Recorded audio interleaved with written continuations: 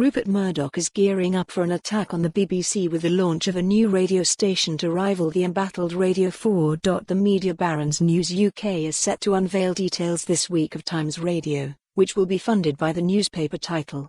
Read more. Government confirms probe into Daily Mail takeover of newspaper. It is thought that Times Radio will call on the paper's journalists to take on presenting roles amid greater collaboration across the media group. Restaurant critic and columnist Giles Coren was recently given a show on Talk Radio, one of News UK's current stations, while The Sun's executive editor Dan Wootton is set to replace Eamon Holmes on the afternoon drive time show. While Times Radio was originally rumoured to be a rebrand of the loss-making Talk Radio, it is understood the new station will exist alongside Murdoch's existing radio offerings. Sources told the Sunday Telegraph that Times Radio will not carry advertising, but is instead aimed at attracting young, aspirational subscribers to the newspaper. The new station, which is set to launch in the spring, will mark a major new rival to the BBC's Radio 4 during a torrid time for the public service broadcaster. Competition from commercial stations and the growing popularity of podcasts contributed to Radio 4 losing 300,000 listeners in the year to October,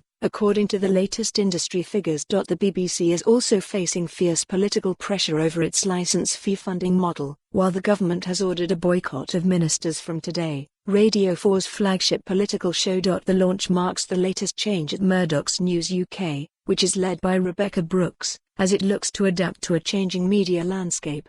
Read more. Prince William and Prince Harry slam offensive newspaper report. The company last year won approval to share resources between its Times and Sunday Times titles, which previously faced a legal obligation to remain separate. Last week News UK announced that Sunday Times editor Martin Ivins will be replaced by current Times deputy editor Emma Tucker, paving the way for the paper's first female editor in over a century. News UK declined to comment. For more on this story, visit the news article link.